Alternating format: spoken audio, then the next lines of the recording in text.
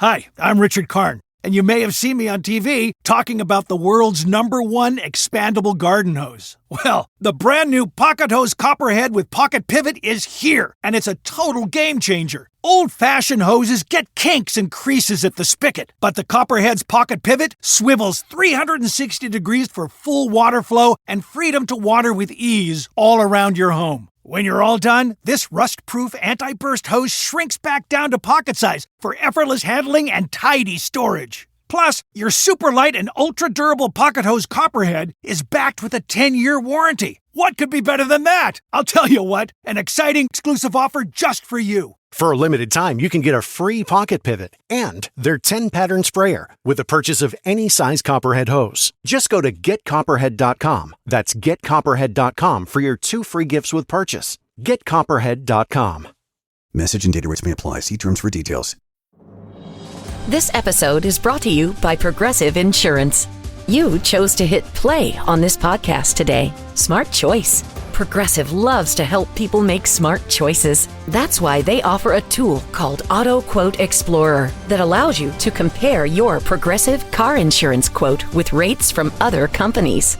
So you save time on the research and can enjoy savings when you choose the best rate for you. Give it a try after this episode at Progressive.com. Progressive Casualty Insurance Company and Affiliates. Not available in all states or situations. Prices vary based on how you buy.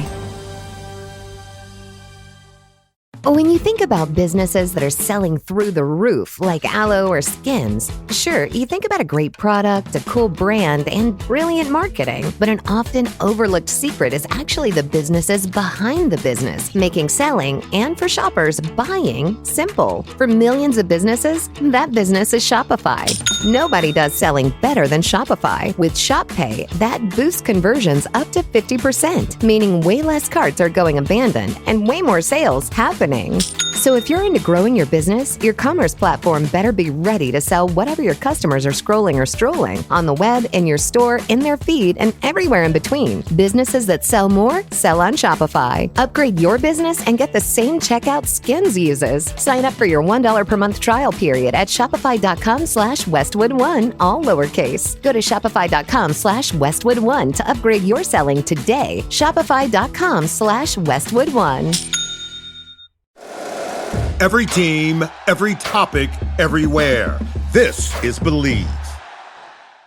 For fans wanting more than just the score, Warhawk Report dives deeper into ULM athletics with expert analysis, recruiting updates, behind-the-scenes access, and real-time updates.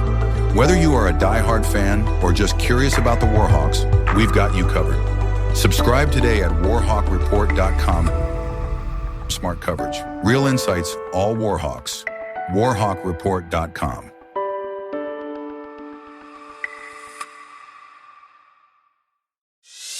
Doesn't matter if you're an Indian or if you're a Warhawk. The ULM mention is the greatest. You'd hope for the best as a ULM fan, but this is the Believe in the Warhawks podcast with hosts Dusty Thibodeaux and Chase Regian. Chase, you always have such great insight. Tibbs is going to bleep it all. What are these guys always talking about? We talk a lot about food on this podcast, and I'm going to continue to do so. Really, really appreciative of the people and the community and the way that they've backed us up. Nailed the introduction, by the way. Awesome. Thanks, I love Fish. it. Chase, back for another one. It's 2 weeks until Sunbelt Conference Media Days kicks off. Are you excited, or are you having a little FOMO that you're not going to be down on Bourbon Street with me and Mike Hammett hanging out, singing Kumbaya with all of the other schools, hanging out with Danny Reed, hanging out with everyone else? I think going to hang out with you and Mike Hammett on a Tuesday night or Monday night in Bourbon Street, although it sounds like a blast, I will try to go next year. But you got to be excited to go. I'm always excited to go, man. How many years in a row? How many years is this for you? I don't know. I think I've been going since around 2007-ish. Very cool. Very cool. And, represent the school, represent the league, try to do a little thing. One of my favorite memories, honestly, is when FIU came into the league. They were on probation, so they knew that even if they win a perfect 11-0, that should tell you how old that is, by the way, when they're 11-0. that if they went a perfect 11-0, there was no postseason for them. So no one really gave a flip about them. So me and Mario Cristobal sat there, hung out with him and his student athlete, Anthony Gator, who is now a defensive back assistant for FIU. After he played some in the CFL.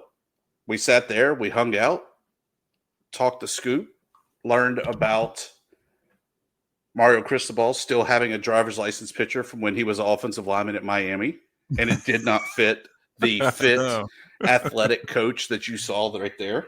Yeah. Yeah. Always impressive when those big guys lose a bunch of weight. Nah, couldn't be me. Couldn't be you? Couldn't be me. My guy, I like being a big guy. There's just something about it, though. You know, the big guys always get the love, maybe not publicly because of their time in the trenches, but they're always. Then another time, you know, it's also bounced around different venues as well. Oh, another great memory there.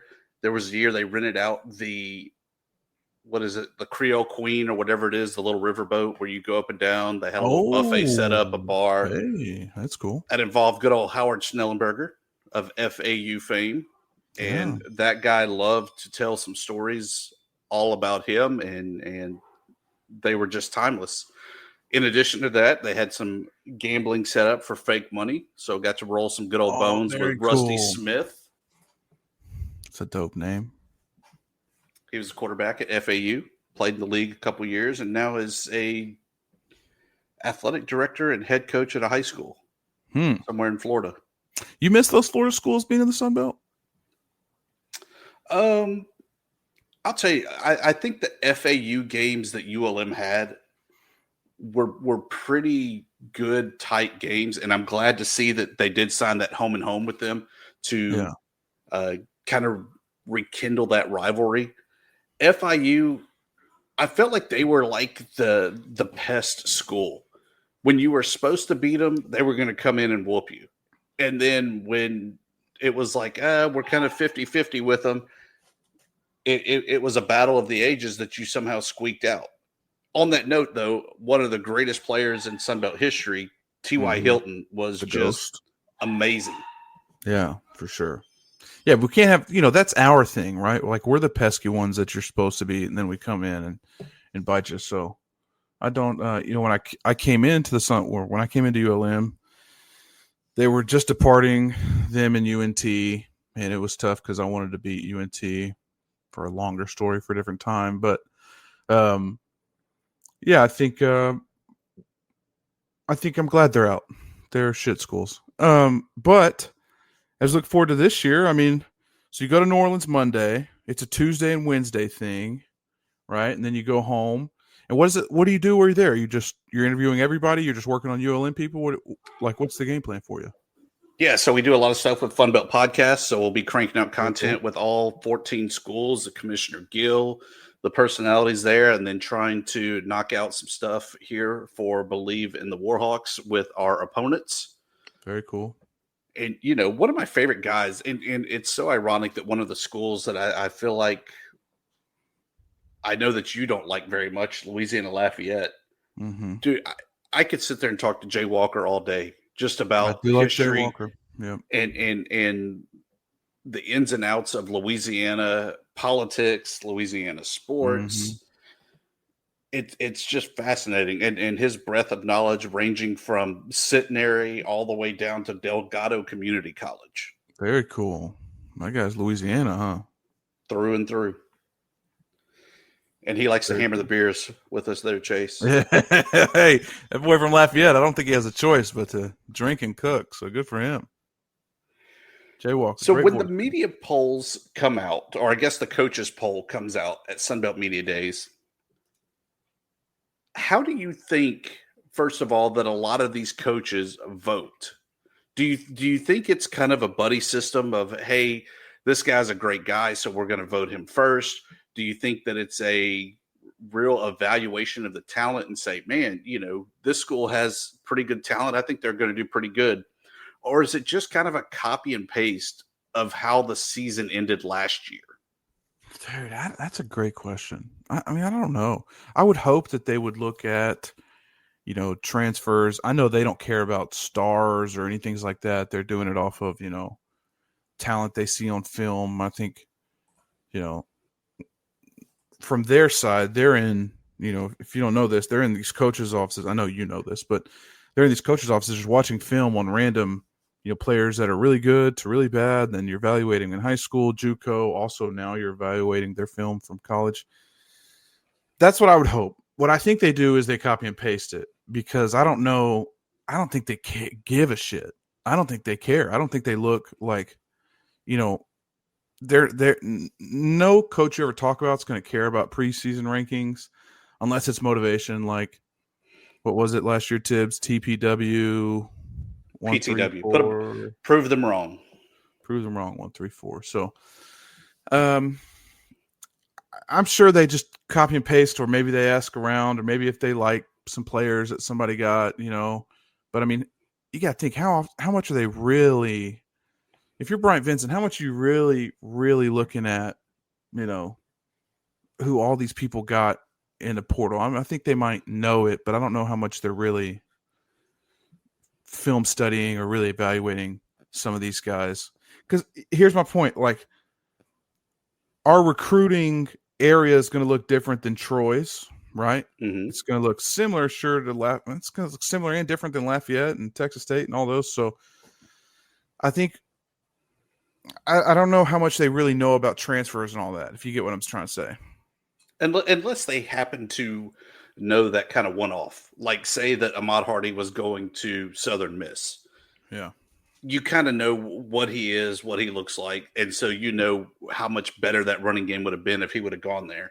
So I think that they know some of it, but limited to, did they recruit that guy, or do they know that guy from some kind of other way of having scouted maybe a quarterback and saw the, offensive alignment or whatever. But I agree with you. I think for the most part, it's a copy and paste from last year. But with that said, I don't see Southern Miss being picked 7th in the West when that preseason poll comes out, because rightfully or unrightfully, that is Marshall's team through and through. And they're the kings of the Sun Belt until they're not the kings of the Sun Belt. But are they really kind of a de facto going to go from being what was an 0-8 team to, we think they're going to win the West this year? Oh, no. I think the West, as much as pains me to say, I think the West is still in Lafayette's hands. I mean, South Al lost some big dudes. You lose your top 3 producers. I don't trust in Troy, Texas State, or Arkansas State. So I think they're comfortably probably sitting second in the West. Maybe, I think we'll be counted out a lot just because of losing Ahmad Hardy, and he was. I'd love to see what percentage of our offense he was last year, but it's got to be a hefty percentage. I think they're going to be very good. I think Southern Miss is going to make some swings for sure, but it's hard to say that they're going to be the number 1. No, I agree with you. I think the Cajuns are. If I had a vote, that would be my number 1 team in the West. Yeah. Good, bad, or indifferent. I mean, I think that they have a lot coming back. I really like Mike DeZormo. I liked him when he was a player there. I've liked watching him grow and mature into the coach he is. He's another one that we talked about Sunbelt Media Days of guys to talk to. Love sitting there talking to Mike D and just hearing his philosophy on life and coaching. He's several years younger than me, but I still feel like every time I talk to him, I wind up learning something from him. About the game and just about life overall. So thoroughly enjoy talking to him. I think really your number 2 team, I agree with you, Southern Miss, because that is Marshall South. Number 3, though, I'm really going to go with Arkansas State. They return a lot of guys, especially with the quarterback position there of Jalen Rayner.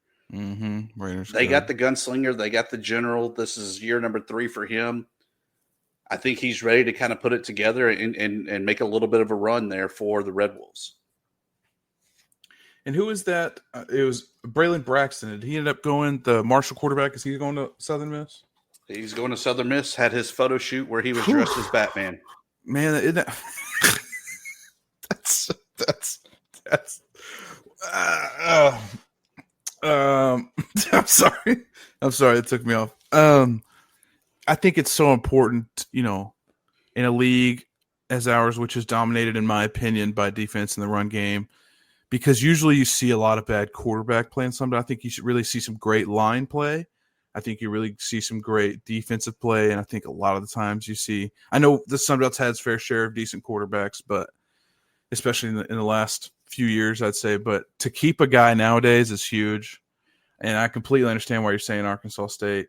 I don't know. I can't trust them. I think what's weird is that I feel my gut tells me Lafayette. Hurts to say, I know.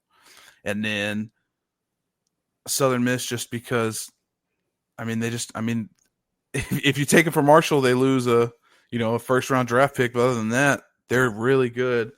And then I think the rest is up for grabs, which is encouraging for us, because if you think that, we could just easily be in that 3-2 spot and be challenging Lafayette, which we both know can go any way we want it to, or any way, not we want it to, but it can go either way at any day. So I think the West will be a lot of fun this year, though. I think it'll be a great race, and I think that kind of got away from it a little bit last year, towards the end of our season, unfortunately. But I'm excited to hear about the content, though. I think that's a really cool opportunity you got, and I wish if anybody out there wants to sponsor me to go to Sunbelt Media Day next year, I will. I'll talk shit to Lafayette guys, and I will completely try not to embarrass our institution. Try. Or the words of Yoda, do not. I didn't commit to anything, did I? On the Eastern side, I feel like it is a wide open race. I think the easy pick is James Madison, but even like when we talked with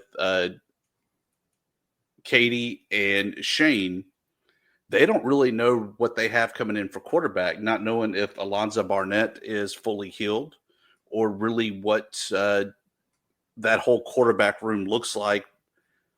A lot of the guys in the backfield are returning. They have a little shuffle on the offensive line.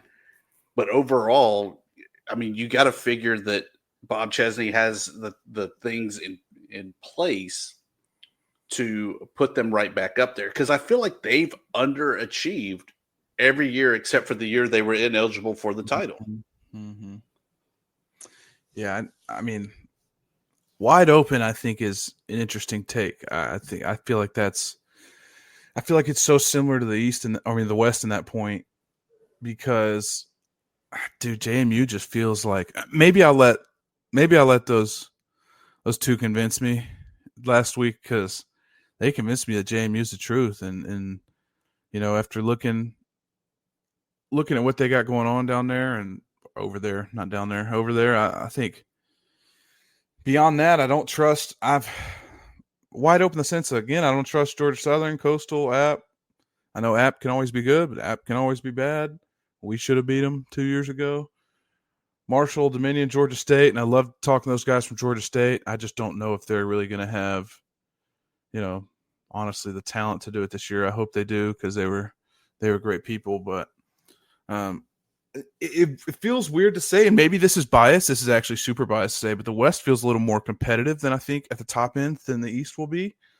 But in my opinion, dude, James Madison's just got it. Unfortunate they can't come back to the House of Pain, because we just slapped them around. But I feel like they've got all the things falling into place for them this year. I'm always biased. Again, my media day blinders on. I love talking to Old Dominion head coach Ricky Ronnie. The dude is a baseball dude through and through. I could sit there all day long and talk about baseball with him. And I know that's weird, but I really feel like that dude would be a baseball commentator if he was not a football coach. Really? He really does. So I really like them, especially they're one of the 8 schools that have a quarterback returning there with Colton Joseph. He's been iffy. He has been terrible. What's that? Wasn't he terrible? But he also had some times where he was kind of the shining star there. Jason Henderson comes back for what seems like his 100th year there at the linebacker position. Yeah. I'm interested to really kind of learn a little bit more, though, about Coastal Carolina, not only because they're on our schedule, but also just to see what does Tim Beck have, because I feel like, again, even though they got to stay home and go to the Myrtle Beach Bowl, it didn't feel like that was really a dominating performance by Coastal Carolina last year, going 6-6 in the regular season. Yeah. Yeah, I think I think ESPN has them going third in their conference. I'm interested to see. I feel like they're one of those schools that. Do I think they're a good program? Do I think they're a good school, or are they just good at baseball? Or they've just got one sport they're really good at? You know what I mean? That's how App is with football. People think App's a good program, but they're terrible at anything but football. I don't know. I will be watching the East a lot, and we'll see where they head. But I'm confident James Madison, and I hope at Media Day you talk me out of it. I hope the Fun Belt podcast talks me out of it. Talks you out of what? Liking James Madison. Oh, on the East? Yeah. Yeah. I mean, I think that's a safe bet. I don't think that there's anything that's really you're not going to go wrong by saying that. You won't look foolish, Chase, like we were trying to talk baseball. Is that not a, should I bring in a hot take and say that I think Georgia State's going to win the East? No, because then there's people like, man, he doesn't know what he's talking about. Because I'll do it, Tibbs. I'll die on that sword. I don't care. I know you. So when you bring it home, looking at ULM, what's your kind of gut say? I mean, last year 5-7, obviously shot out to the 5-1 start, 6 straight losses to close out the year. Yeah. What do you see kind of happening through kind of the first half of the season even? I think if I take my fan hat off, which I'll try to do for just half a second, because we both know I'm going to die on those hills. I think you lose, and this is too early to call Ahmad Hardy a generational talent, but I think you could say a Sun Belt generational talent. As of right now, I think he's a great player who will do great things. And honestly, I expect to see him playing on Sundays. But I need a game or two to be sold on Arminta. I like Aiden. I think he had flashes when we said that about Old Dominion. I felt like that hit home. I still think we have one of the better lines in the league. I really do. I felt that last year. I also felt like, General didn't have a lot of success, and Aiden had intermittent times of success. He made some poor decisions. He was a young quarterback. Our receivers were playing bad. And I think that's something that goes underrated. It's really easy to say that's a line fault, or that's really easy to say it's a quarterback fault. But I think beyond our run game, I don't think we were very good. And I think that's really, really got to go. You lose a superstar at safety, which was a big point of our defense last year. But I'm not, for some reason, and I think you lose a good linebacker. I think you return some good corners. I'm not really worried about defense. I know that sounds weird. I feel like they're going to be again, this is me being objective, not as a fan. I think they're going to be a decent to good defense baseline. I think they're going to have great moments, but I think at baseline, they're going to be the strength of the team. And I feel like the strength of the team, I feel like offensively, I'm just not sold on Aiden quite yet. I think he is the quarterback of the future, and I hope that future comes very fast. And he really needs some help at wide receiver. There was little separation. There was bad blocking. There was a lot of miscues and misassignments, if I'm assuming what their assignments are. It's also a lazy commentator thing to say, but I don't know. I think I see them, if you talk about I see them currently without Ahmad Hardy as again a middle of the road Sun Belt West team. But I don't see them as, some kind of just jaw droppers as of right now. But I think we get there, and I think we had some miscues on special teams towards the end of the year with punter and stuff like that, and it was that I just see a kid from Monroe just signed back to ULM to punt the ball. Is that true, Tim? West Monroe stole one from LSU, and Peyton Todd coming back played in. I think he had 19 punts last year. a little over 49 yards, so good distance. I think he's a good complement to Mackenzie Ryan. Mackenzie Ryan being kind of that finesse pin him, whereas Todd can really flip the field. Yeah, which we need both, because Mackenzie, I think sometimes when we tried to flip the field, I don't think it always worked out for him. But love the Aussie, so I don't think he's bad. I just think he's specialized, and I think that's a cool thing to have on a team, underrated part of a special teams unit. No doubt. When I look at it though, and you talking about the receivers last year, I don't know what it was, but if you look at the number of drops that we had, where I think Aiden made the right read, made the right throw, it was right there for the receiver, and they just could not bring it in. And I think that was against Louisiana Lafayette, where there were just time and time and time again of wide open receivers over the middle and just unable to.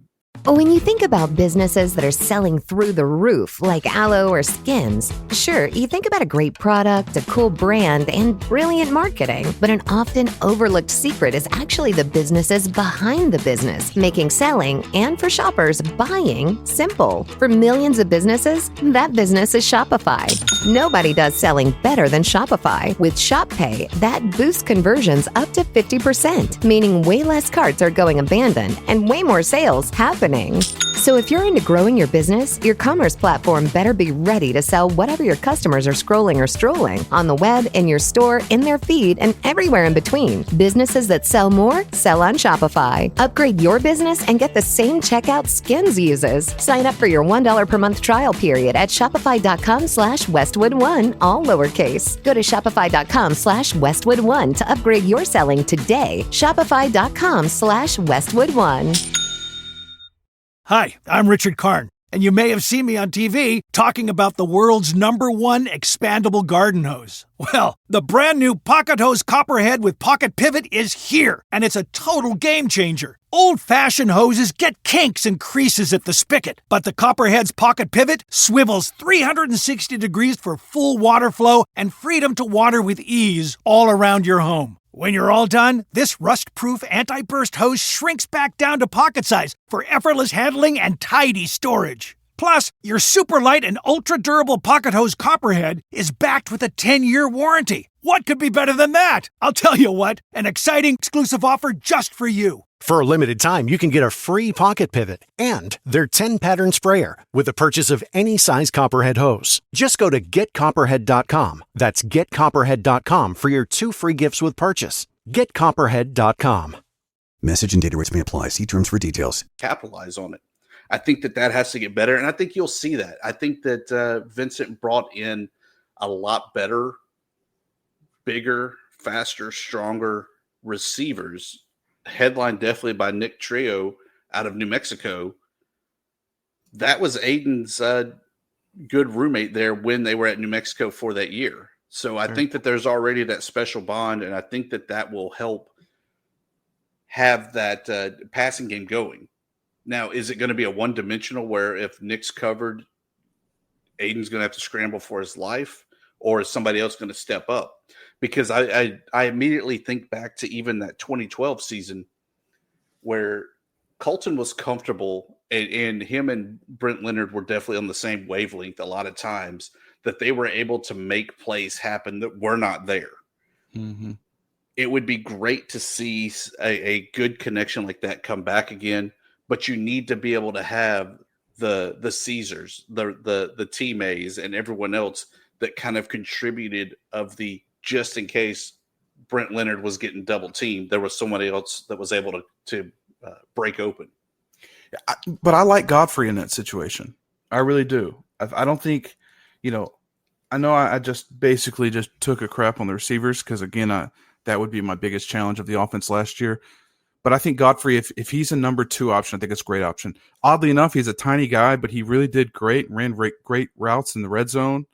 And I think, I hear a lot about our running back room, and maybe it's just me being hesitant because, people say, oh, we got some dudes back there. We got, got the high school kid. We've got a good transfer. We've got this. Okay, I'm with you. I believe you. I think we took a situation that you knew was going to happen with Ahmad leaving, and you made the best of it with building depth in the room. But, what ULM did, in my opinion, did a good job of was staying out of long third downs for the most part. I know towards the end of the season that really didn't happen as much. But when they had success, they were ahead of the sticks. And that was a mod, sure. But if you can do that again and have what you're saying as a big, reliable receiver and an okay decent number 2 option in Godfrey, I think you're going to have a much improved offense. Now, I am going to challenge you here and say I think when you said that Aiden made the right read, I think he had 2 reads and go, because I think they ended up simplifying their offense a lot. They obviously started handing the ball off a lot, which they did all year, to be fair. But they, instead of making that long ball pass or that, go route that you hope that you catch them in the right coverage and it's open, it's not like he's fitting the ball in tight spaces. He was throwing a lot of drags, a lot of slants and stuff. And so we need to see him take that next step. Throw the out route, throw the corner routes, throw a good post, and develop into an advanced quarterback that can make multiple different throws in this league. You do that and you have a decent running game. I think we're a good team. I think we're a very competitive team in the Sun Belt. No doubt. Looking at the schedule, I mean, I know obviously you want to go 12-0, but sure. You have glaring week number 2, Alabama. Yeah. I just don't see that happening again, catching that lightning in a bottle. Would love to absolutely be wrong, but just don't see that happening. Sure. The bookend, the tail end of that, at Texas State, at Louisiana Lafayette, I think that you wind up splitting those games because that's two tough places to close out the year when you're tired, you're beat up, and you're either just going through the motions because you're not going to hit that 6 win, or you're once again right at that 5 and forcing it, trying to ensure you hit that 6 this year. Yeah, I think in the same breath you're going to split UTEP and Northwestern. I believe you obviously start off with a win. You obviously start off 1-1. I think Bama's still going to be obviously they're not going anywhere, and Thibodeaux doing a great job. And you'd hope for Arkansas State something happens there, my guy. I mean, you catch them at home early. If it's going to happen, I feel like this is the year it's going to happen. And that's wishful thinking from a ULM fan. But, I mean, you see a lot of – it's just a tough schedule besides Old Dominion. No offense to OD. South Al's going to be tough. I think you got a chance to beat both Texas State and Lafayette. But in all likelihood, you'll probably split it. So, I don't know. I mean, I don't know if we want to make predictions on here or if we want to save that and do some kind of cool content with it. But it feels possible this year. I'll say that. It feels possible to go 6 or even up to 7.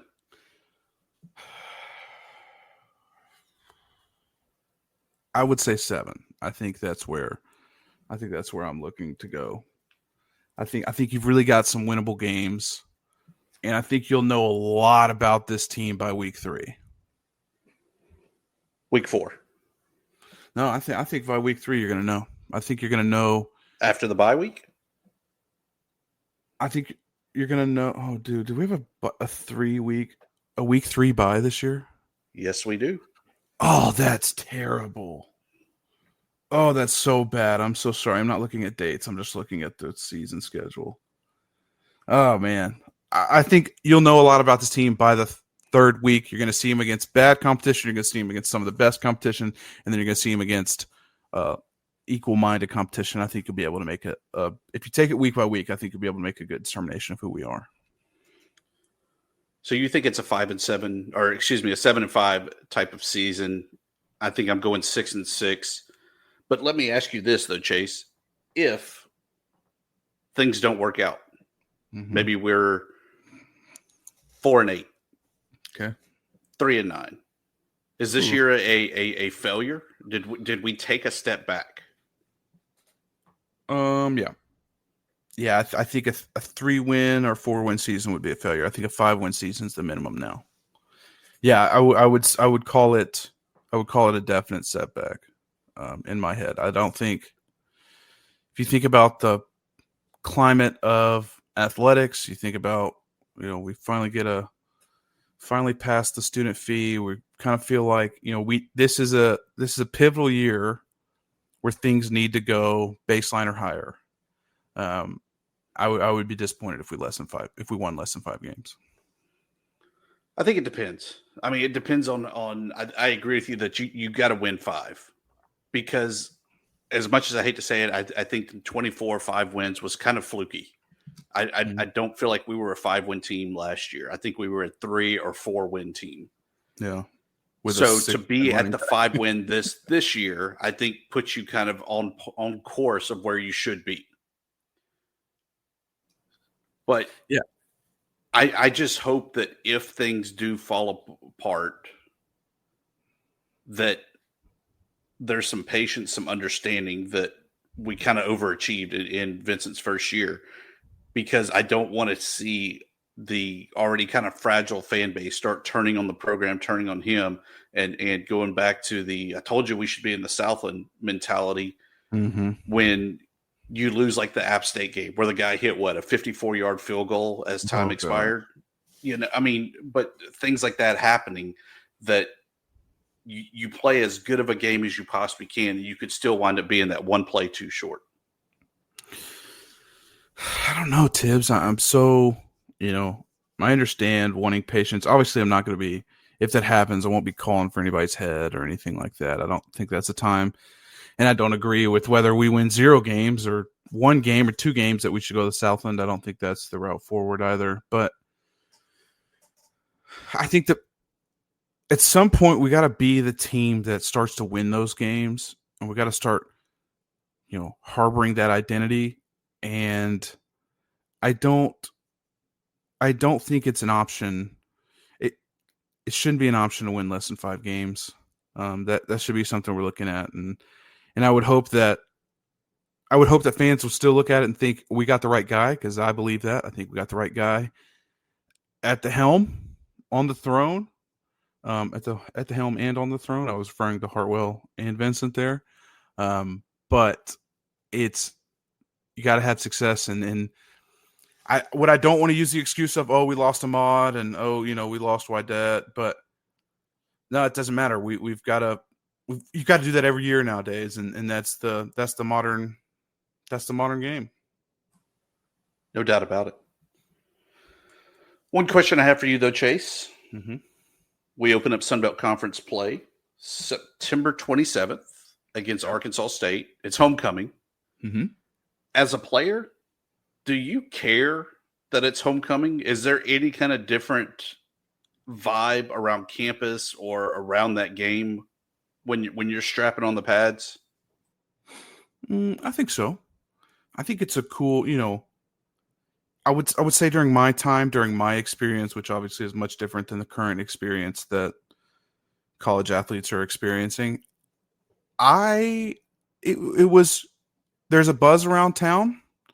It's kind of a cool, like you always have those cliches of homecoming in high school, that they're always a lot of fun and the dances and stuff. And so that kind of carries itself. I think it's important to win that game, or try your best to win that game. And so I always found it as, not that I needed extra motivation. I think, first off, Tibbs, I think not beating Arkansas State in 2 decades is the biggest motivation you can have. But I think it's a cool little time, I mean, you get to see hopefully some older players come back. Obviously I'll go back and say hi to everybody. And it just there's just an energy about it that I think is a really cool experience. Walk through the Grove and all that. It's always a great time during homecoming. Yeah. I mean, obviously I didn't play there, but as a student, homecoming was always fun. It seemed to have a little bit more around the parties, a little bit more around campus, a little bit more of the activities. So definitely enjoyed homecoming a lot more than just the regular average game, so to say. Yeah. Plus, military appreciation game is always fun at ULM. I think they do a great job of honoring our veterans and embracing the history of the area and of the school. And so, yeah, I think games like that are always very fun. Now, I didn't give a crap about whiteout or blackout games. Those were, that I didn't care about. But homecoming military appreciation are always two good ones. I'm still disappointed when a couple years ago there was a P-40 Warhawk that they had do a flyover. Yeah. But the guy was like so high up in the air. And I remember the pilot came in the press box afterwards and, was shaking hands with Dr. Barry or whoever at the time. And I was like, it's a P-40. I said, these things were meant to be kind of the agile planes and right. You should be able to like buzz the press box, buzz the field. He goes, yeah, we could, but that baby don't have much left in it. So if it stalls, it's a bad day. I was like, okay, keep it high and tight then.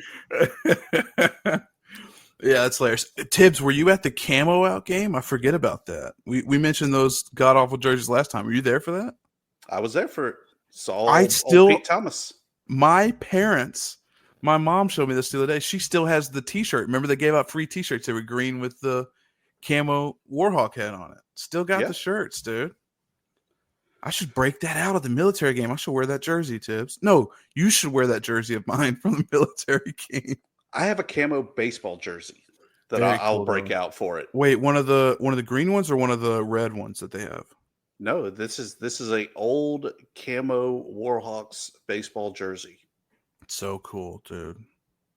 We should go back to the camo. Maybe not the mossy oak piece of garbage, but I really like the way baseball does theirs. But no, you know what? I'm not complaining about this year's jerseys. We got some cool ones coming. As much as everyone complains about the Realtree camo jerseys, how long ago was that? And we're still talking about it. That was 11 years ago. And everyone still remembers and knows that was a ULM jersey. I think that's mission accomplished. Yeah. No press is bad press. Is that what you're saying? That's your take on this? Sure. Dude, they were so bad, Tips. So bad. No, I don't miss those things. We don't.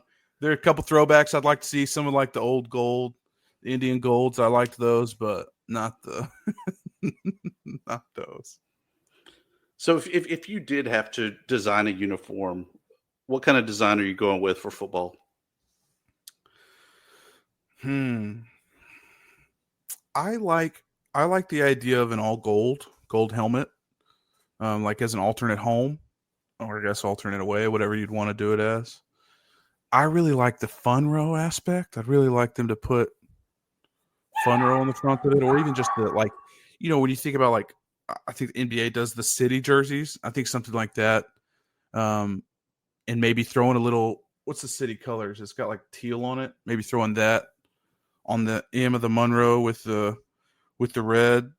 I think something like that would be where I'd go with that. With the red helmets, kind of I like the matte. I think South Alabama has something similar to what I'm thinking of, but yeah, I think that would be really cool. Kind of a city jersey. What would you go with? I'm going throwback. Maroon helmet, gold face mask, maroon top, gold pants.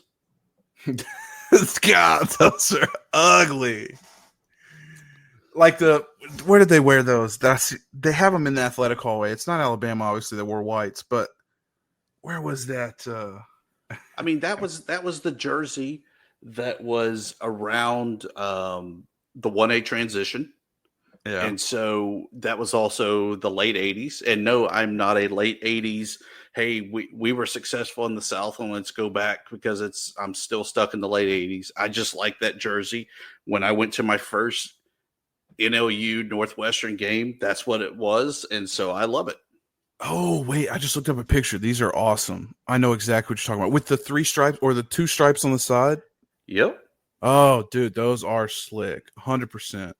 Obviously can't put Indians there anymore, but why not? Let's do it. Throwback. I think that's illegal. Absolutely loved the black uniforms last year. I thought that was the best. And now that there's going to be a black helmet. Oh. Mm-hmm. See, I like all whites that ULM wears. I think they look good too, but all blacks, dude, going to be huge. I love that. I love that those are I really do. I really think we got some good looking color combinations. A lot better than back in the days. Yeah, the mid 2000s real rough for ULM's jerseys when they had the old Adidas, and what were they before Adidas? The Nike ones, they looked awful. I know people really loved that they went to Nike, and I've got a little bit of throwback stuff from them, but they really were not high quality, and they didn't look great in my opinion. Well, that's a wrap on another episode there, Chase. What kind of stories do you have to close us out? I'll tell you story tips. I will never forget this game. We went to App State, and you can stop me if I've said this before. We go to App State. You're not really told a lot about these schools. You're kind of told, like, hey, it's going to be a good atmosphere. Like, there's going to be a lot of people. You're kind of told if it's going to be a bad, because that kind of makes a difference in how you can communicate. Well, oddly enough, all week, coaches are telling us, hey, we've played these guys before, not obviously at ULM. We've played these guys before. We're going to the Rock.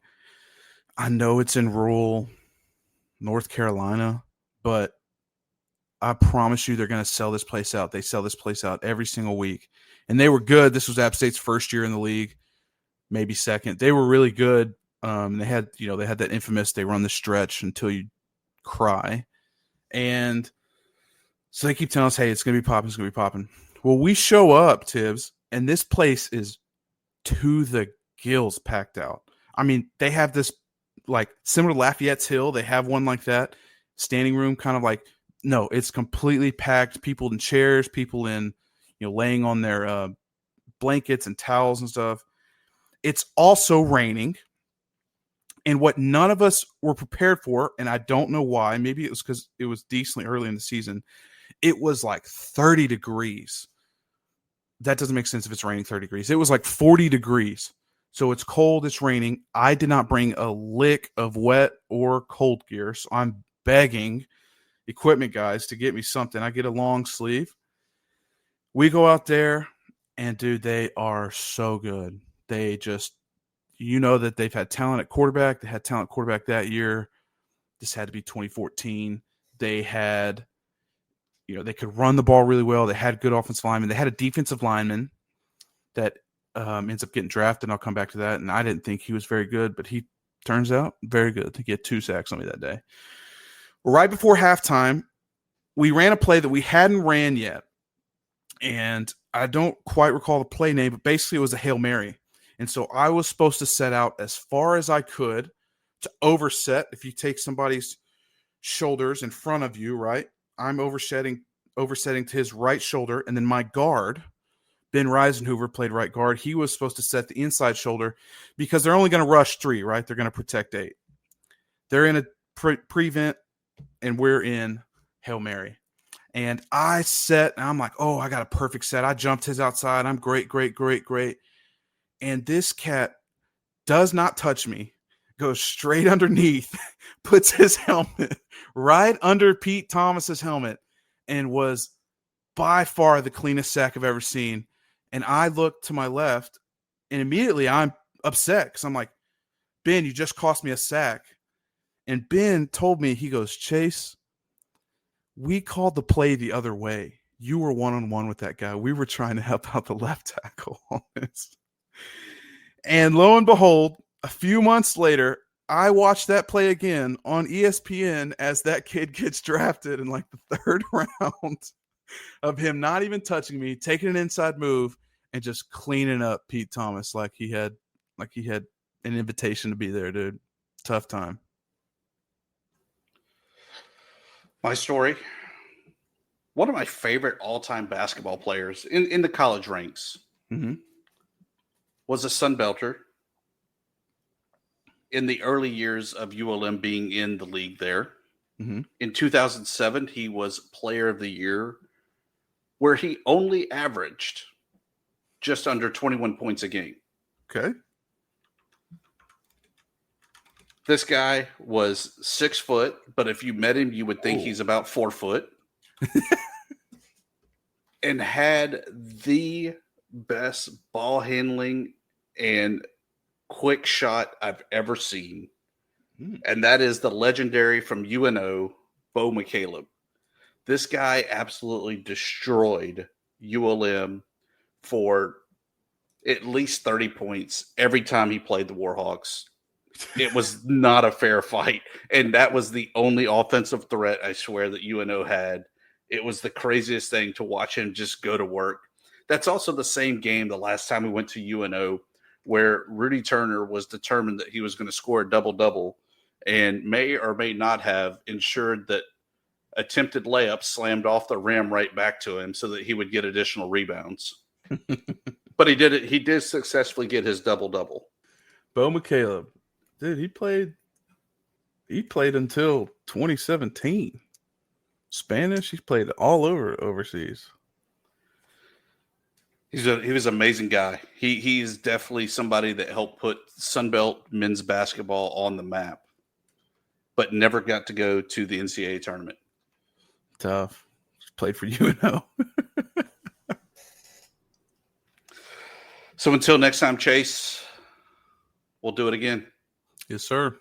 Dr. India Woods here. As a veterinarian, I demand a lot of my scrubs on the job. That's why, whether I'm at the clinic or visiting a four-legged friend out in the field, I show up in FIGS. FIGS are made for the sometimes crazy situations I find myself in. It doesn't matter if I have to squat, sit, bend, or even chase after one of my patients. FIGS moves with me and keeps me comfortable in the highest pressure situations. FIGS are designed specifically for healthcare professionals and have a lot of pockets and zip compartments that never snag, so I can carry a ton of necessities like treats, gloves, instruments, and more. FIGS are also liquid repellent and never fade after the wash. One of the best moments is taking a fresh pair out of the dryer before a long shift. As a vet, I spend a lot of my time worrying about my patients and the people who love them, and it's not always easy. FIGS gives me one less thing to worry about, and even help me feel a little more confident on the job. If my patients could talk, they'd tell you to hurry up and get some FIGS. Show up in FIGS. Get 15% off your first order by visiting wearfigs.com and use code FIGSRX at checkout. That's wearfigs.com, code FIGSRX.